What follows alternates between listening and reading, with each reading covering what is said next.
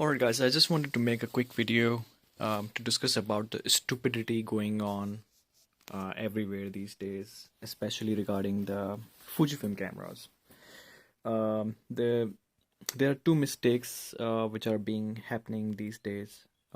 If you are selling a camera or if you are into the market to buy a new camera, because most of the YouTubers, what I think they're doing is this: they buy a used camera, yeah, for the review purpose.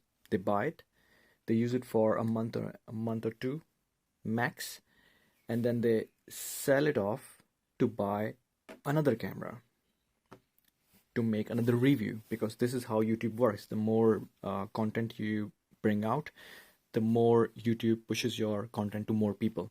So this is the way YouTube works. And because of that, because of these YouTubers coming up with their reviews and talking great things about the cameras, what's happening is this, that the market price of the used Fujifilm gear specifically is going just beyond the roof. So it's becoming unaffordable. All right, I will tell you what I've observed so far. I own a couple of Fujifilm cameras. I love them and I use them almost every day. Okay, this is not a review, first of all. This is not a comparison. This is not a detailed conversation about these cameras. I'm just telling that what's happening and what should have happened and what we can do about it. All right, so this is the original Fujifilm X100 camera. As you all know, it's an old camera. I think it was released in 2012 or 2013. It has a bare sensor. It doesn't even have an X-strand sensor. They released X100S with an X-strand sensor, but the first one is still a bare sensor. Okay, the camera is slow. It's not good for like photographing people. It's not good for photographing kids. It's good for photographing cityscapes or landscapes.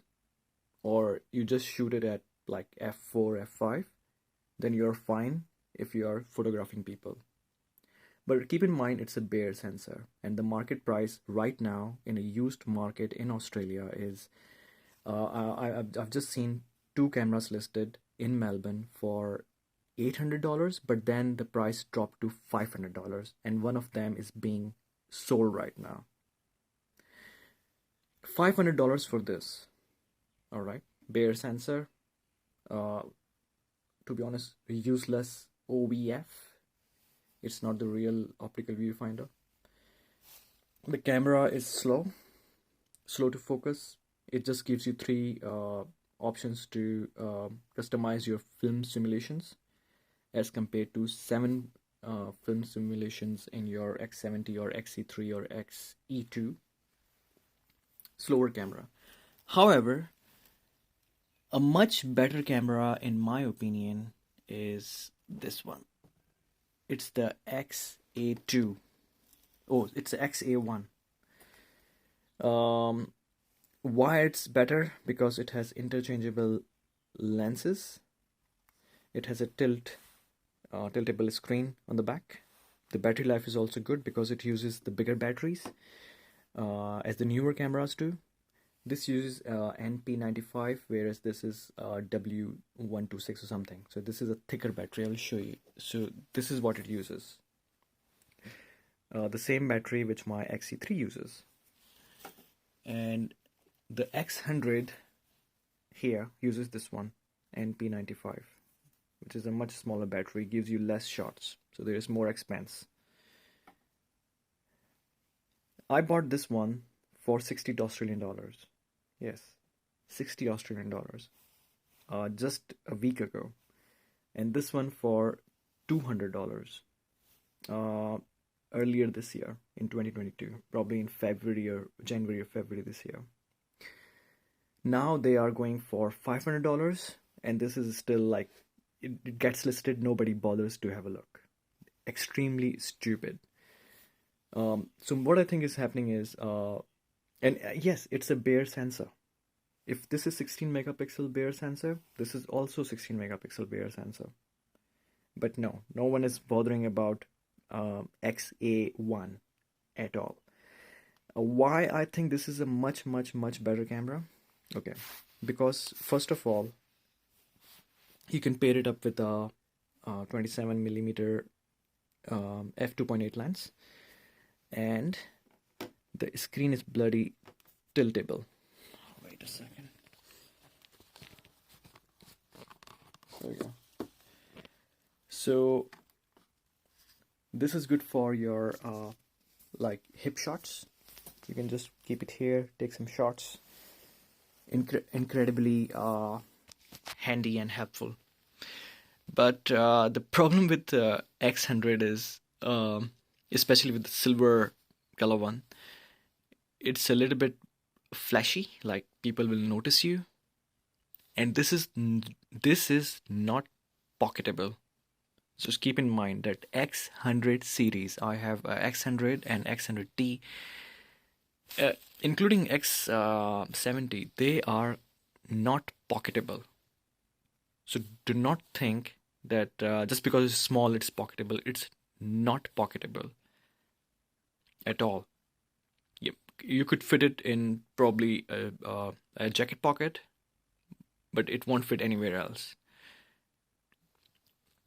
So that, just throw that argument out of the window. Now the another camera I want to talk about is the XE2. Wow, the YouTubers love it. I bought it for $300 a month ago, and I think it shouldn't cost more than $300 Australian.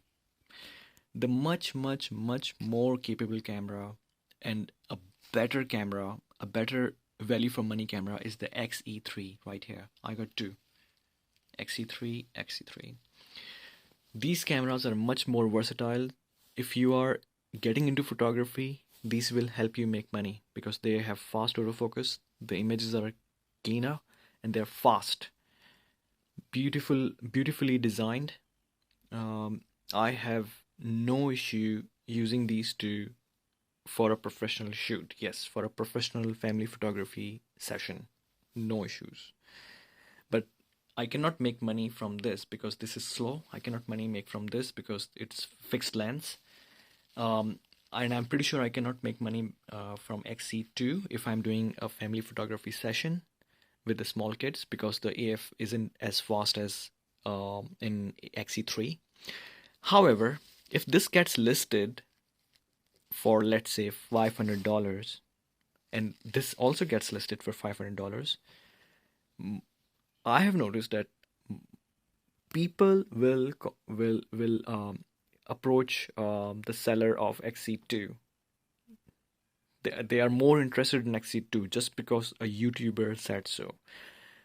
But I think I've used all of these cameras. XE3 is the best value here.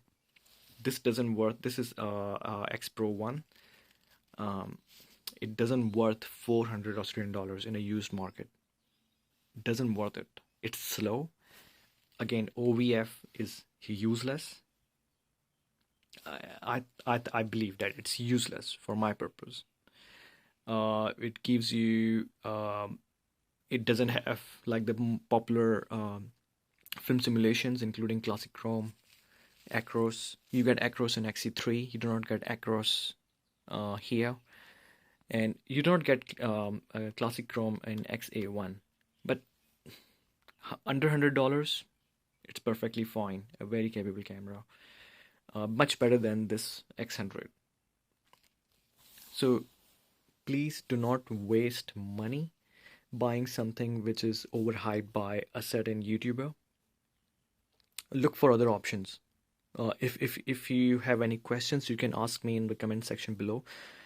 I also use Lumix LX7 as well as X10 and Deluxe 3. And I've noticed, and yes, I forgot about this amazing camera right here. This is the MX1.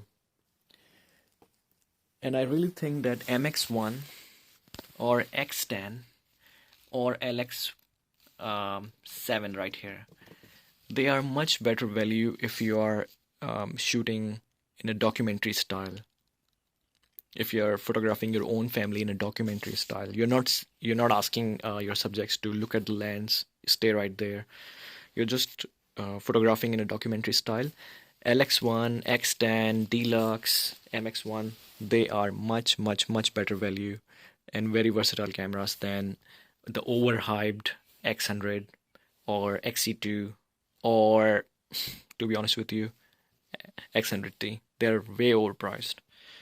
Don't waste your money on these if you're just starting out. If you have any questions, just ask me the questions in the comment section below. Make sure you're subscribing the channel. It will help me produce more content, and I will do some comparison. If you want to see any comparison, you also let me know about that.